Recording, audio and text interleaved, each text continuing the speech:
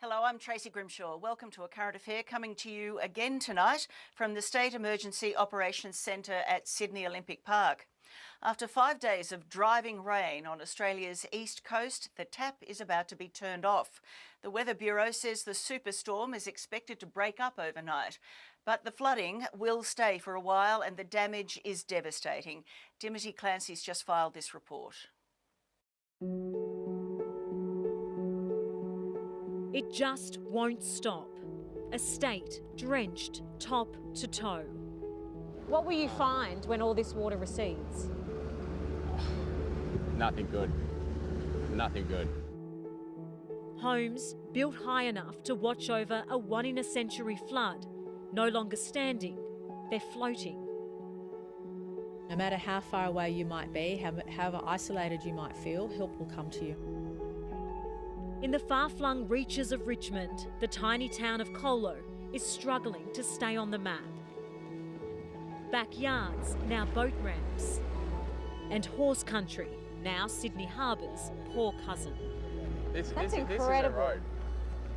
How were they not? Adam and Hugh had to see for themselves what's become of the land they once worked and the community they once enjoyed.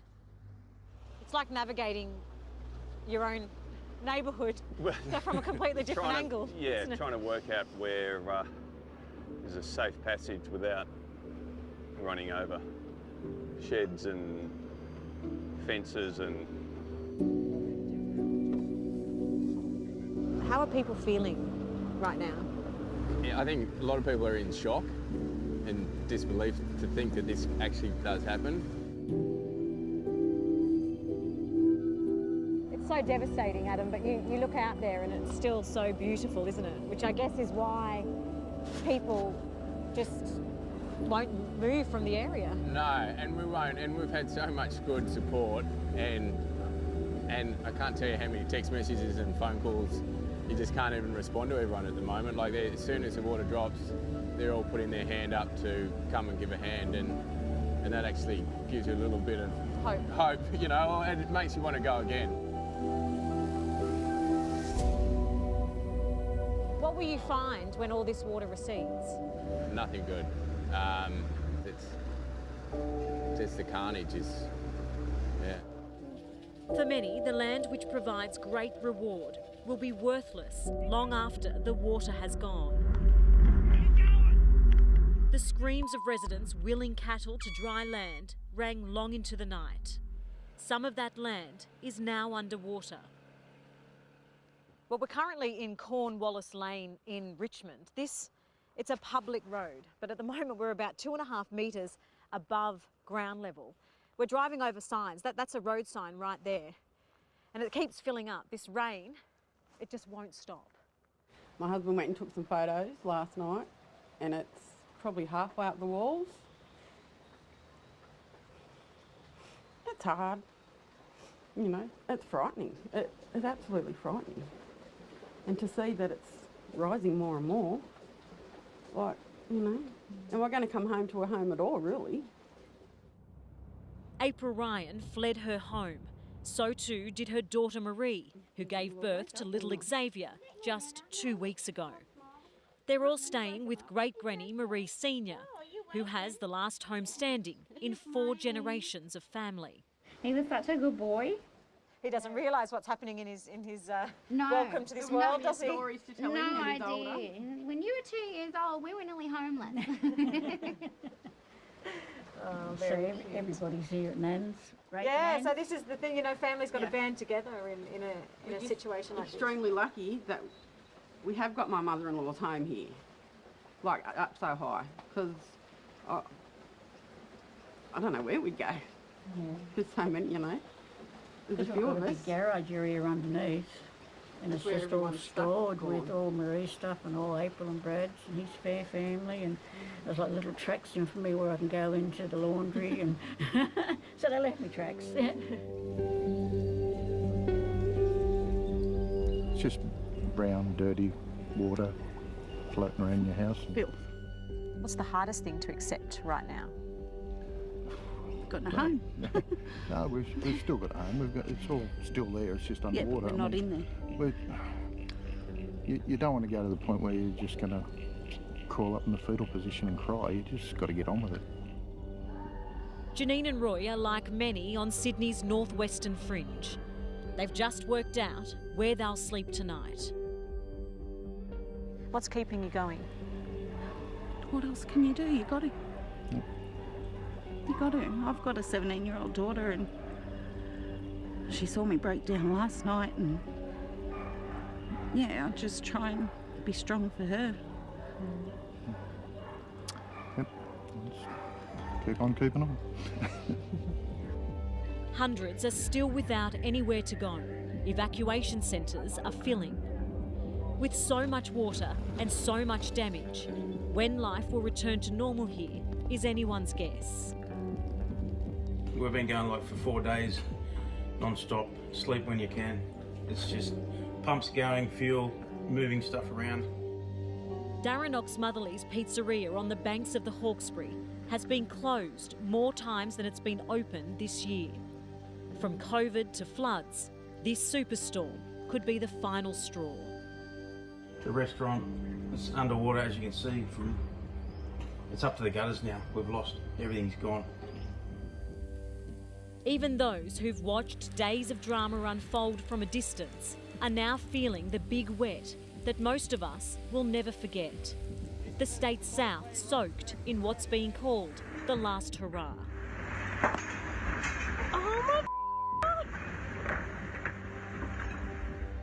Tomorrow, many of us will see blue skies for the first time in a week, and it will shine a light on the multi-billion-dollar cleanup that lies ahead. Well, here with me now is New South Wales SES Commissioner Carleen York, and Carleen, it's hard not to feel overwhelmed when you look at pictures like that, isn't it? They're very sad stories. Today's been a tough day for our volunteers and our partner agencies, but particularly for the community, again, with those waters rising across the state.